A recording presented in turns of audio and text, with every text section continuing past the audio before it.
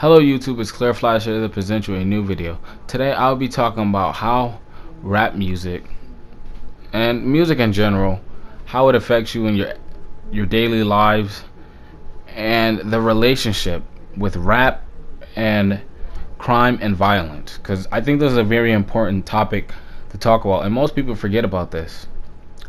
But I think this is something that I needed to address. And this topic came up because 2 days ago, me and my cousin, we had a discussion, and we were talking, and I was talking about how most rap music is all about, violence, drugs, sex, etc., etc. And he said most rap music isn't like that, and I was just like, I didn't believe him. I just didn't believe it, because most rap music that I hear, it's all about fucking girls, killing somebody, etc., etc., and that gets annoying after a while. I used to like rap music, but I just turned away from it. I really don't like it. It's not me anymore. So I wanted to see if he was right, and I want to see if I was right too, because I'm curious. I mean, if I'm wrong, then I'll admit that I'm wrong. So I went to go do some research, and I found this interesting study. It was called "The Relationship Between Rap Music and Crime/Violence." So there's important questions that need to be asked when tackling this. Does a violent nature lay at the core of what rap music is? Will it incite violent, disruptive, or criminal behavior on any listener? Or is there a difference in reaction based on distinctive factors, such as race or wealth, that would confound this? Can a genre of music known for its explicit and controversial nature be a complete representation of a community? So, you have to look at, the study was looking at 5 topics: the violent lyrics, the misogyny, the effects on teenagers, drugs and crime, and effect on young black males. And I think this is very important for everybody to really, learn about this. And I'm interested in learning about it too. I was interested in learning about it too. So, the violent lyrics. When first created, rap was used to express an artist's creativity and emotions freely. Today is all about money, violence, crime, etc., etc., and less about the passion behind the music. The more violent the lyrics, the more popular the song. Here are some few examples for you.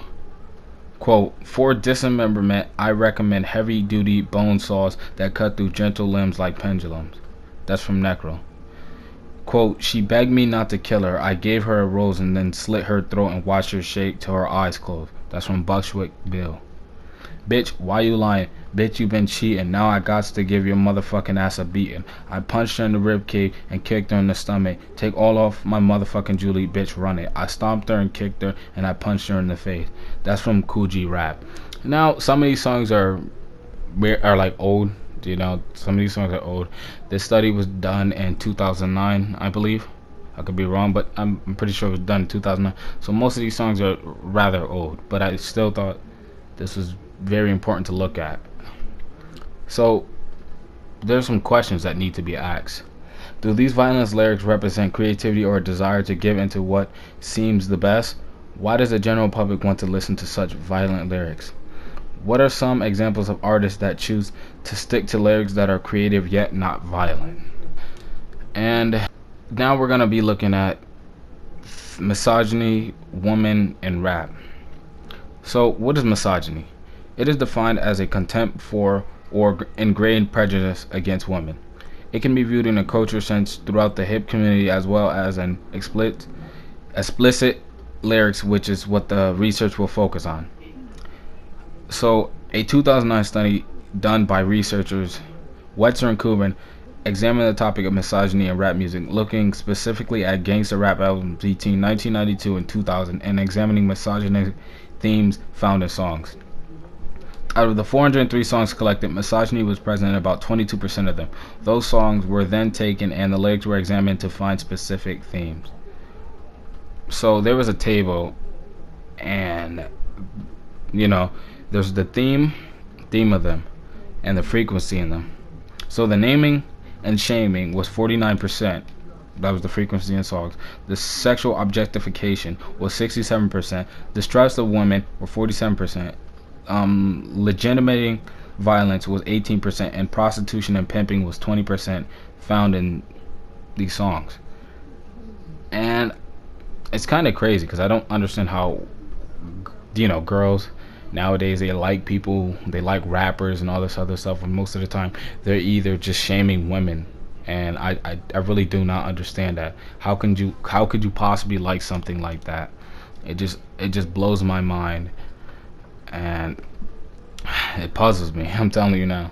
So, sexual objectification. This category comes in as the most frequent of all misogynistic themes, 67%, and refers to the idea that women are only good for sex.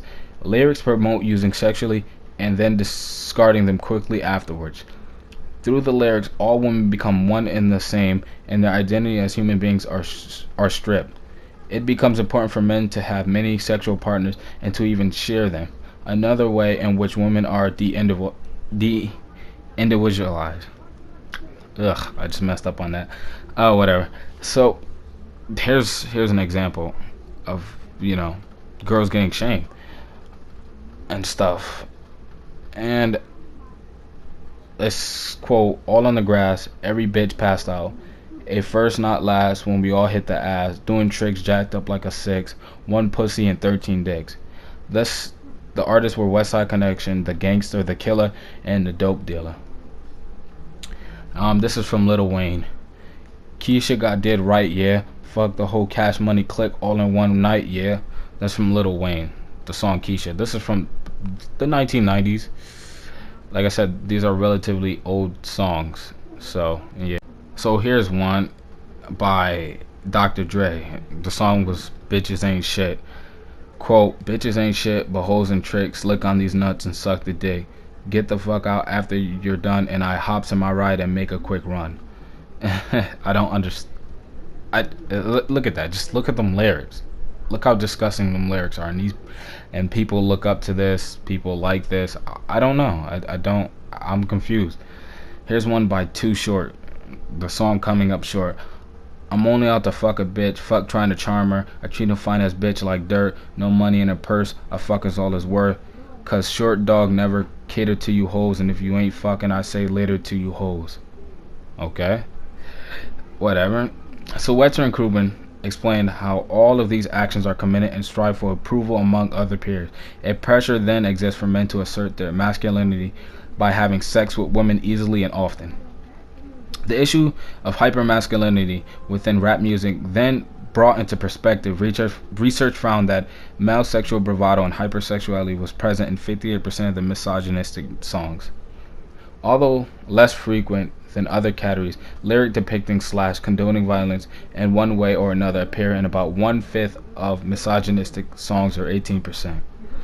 Violence is shown through these lyrics as the right action to women who are disrespectful or offend them in any way.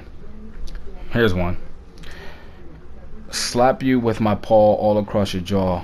Break fool on these bitches while I'm breaking the law. You come up in my room, look bitch, you taking it off. That's by Snoop Dogg on Notorious Big, Dangerous MCs. Multiple rappers use threats of rape and sexual assault as a response to a woman refusing sex in the first place. Lyrics even incite a feeling of pride in hurting women through differing sex acts. Here's one by Eminem saying, quote, slut, you think I won't choke no whore till the vocal cords don't work in her throat no more? Shut up, slut. You're causing too much chaos. Just bend over and take it like a slut. Okay, ma? That's by Eminem. Kill you. Wetzer and Krubin found that a reflection of violent lyrics is shown in underprivileged neighborhoods when evaluating the appropriate violent responses by men. Interestingly, boys and girls from inner city environments both concluded male violence was justified if a woman has, quote, forgotten her place. Okay. Wow. So the conclusion of this study, and the conclusion discussion of this study. Although the percentage of misogynistic lyrics and theme is lower than one may expect, the tone and explicit language is one that can have a profound effect on listeners. As noted in the research, significant is not simply a matter of frequency. Wetzer and Krubin specifically look at young black disadvantaged males who take in much of this information and reflect it in their daily lives. Masculinity is not just an idea or a form, but something that must be seen achieved outright. So, because only 22% of songs were misogynistic, is it fair to use that term to describe rap as a whole? Is it fair to conclude that anyone who listens to rap will consciously or subconsciously reiterate misogynistic themes in their lives? Is rap, because of its explicitness, more misogynistic than any other genre of music? Country, punk, pop, you know? So these are the effects on young black slash white teens. Studies have shown that rap music and videos have played major roles in the way young girls influence their emotional and physical health. Black girls between the ages of 14 and 18 who lived in urban, lower socioeconomic neighborhoods were proven far more likely to imitate the destructive behavior seen in these videos.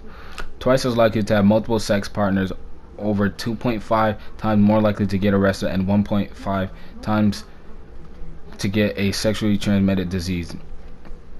Ads for alcohol in rap stations have shown that there is a direct link between the mention of alcohol in rap songs and the sale of that specific brand. Example, Ciroc, Grey Goose, Hennessy, etc. Rap music is generally listened to by today's youth, and the constant mentioning of alcohol has led to an increase in underage alcohol consumption and alcohol abuse. Radio stations have proven to also play a big role in the exposure of alcohol to African American minors. Rap radio stations account for more than 50% of the alcohol advertisements on all other radio stations. So, the results of this study is that, rap obviously influenced kids. And when you expose kids to this type of music, they're gonna it just influences them. It plays a big role on them. They like to look up to these rappers. They like to do some of this stuff, sell drugs, have multiple sex partners and all this other stuff. And I'm not trying to say don't listen to rap no more. Just, you know what I'm saying? I'm just trying to point out what can possibly affect people. That's all I'm really trying to point out. I'm not trying to say that you can't listen to rap no more because it does this and all that. But this is just one of the main reasons why I don't listen to rap anymore, and why I wouldn't listen to rap. I just don't do it no more. Just too much. And so well, we have to ask questions. What does this imply about rap music?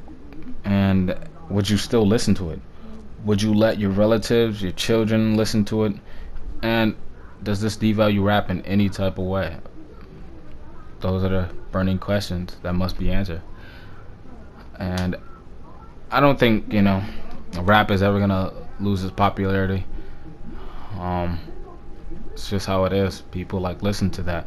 I don't know why anybody would like to listen to violent lyrics. I don't know how anybody can listen to violent music. I just don't. And music has music in general can affect you in a big way. Music has the potential to be a major influence in a child's life. According to the Kaiser Family Foundation, the average child listens to more than 2.5 hours of music daily. But music does not necessarily pose problems for teenagers who live a balanced and healthy lifestyle, according to the American Academy of Child and Adolescent Psychiatry. This site does warn, however, that if a teenager is persistently preoccupied with music that has seriously destructive themes, and there are changes in behavior such as isolation, depression, alcohol, or other drug abuse, evaluation by a qualified mental health professional should be considered. And see, I was looking up, the behaviors of what people, when they listen to certain music. And when you're listening to lyrics that involve guns, violence, and aggressive behavior can have a negative influence on youth. And according to a 2003 study published in the Journal of Personality and Social Psychology, violent lyrics increase both aggressive thoughts and aggressive feelings. The study also warns repeated exposure to violent lyrics may contribute to the development of an aggressive personality. So I think that's very important to look for. Most of these rap videos, they just glorify drugs and all this other stuff that are harmful to kids and humans in general. And I don't know why. Now I'm not just gonna just talk about rap, because heavy metal is, when they focus on death and suicide, it can, it makes it feel like it's a good solution to that problem. Like suicide is like the best thing that you should do, but it's not. But you know, I think I just think music in general needs to change. But yeah, I just think it's very bad for the I think it's just bad for people in general. Most of today's music, I think it's very bad. Some music from back then too. I'm not just gonna you know glorify music from back then, but I just feel like, probably that's just me, but I just feel like most music today is just about drugs, violence, crime, and all this other stuff. And most song lyrics, they don't discuss the dangers of sexual activity, such as unplanned pregnancy or sexually transmitted diseases. Instead, music often glorifies and promotes gender stereotypes. According to a study published by the journal Pediatrics titled Exposure to Degrading versus Non-Degrading Music Lyrics and Sexual Behavior Among Youth, adolescents who listen to degrading sexual lyrics are more likely to engage in riskier sexualized behavior. Degrading lyrics tend to objectify both genders and portray men as sex-driven and women as sexual objects. And I think that's very wrong. So, like I said, I'm just trying to spread the message around, and I just want people to be aware, just to be aware of this stuff, because I think when most kids, the most troubled kids, I feel like, are the ones that listen to rap. Most people nowadays, in my experience and from what I've been through, most kids just want to be rappers nowadays, and girls like that. I like I said, I don't understand how, especially girls, I don't understand how girls can like that, how they can really like rappers, people who degrade, like these rappers are degrading you, these rappers are talking about you, calling you sluts, bitches, hoes, tricks, etc. They're calling you all these type of names, but yet you glorify these people. I do not understand. So like I said, I think most people didn't know about this, and I think it was very important for me to look into this and hopefully have you people come up with an answer, solution, or anything like that. But I think that's enough for me. Thank you guys for hearing me out, and like, comment, subscribe, and most important of all, be safe out there.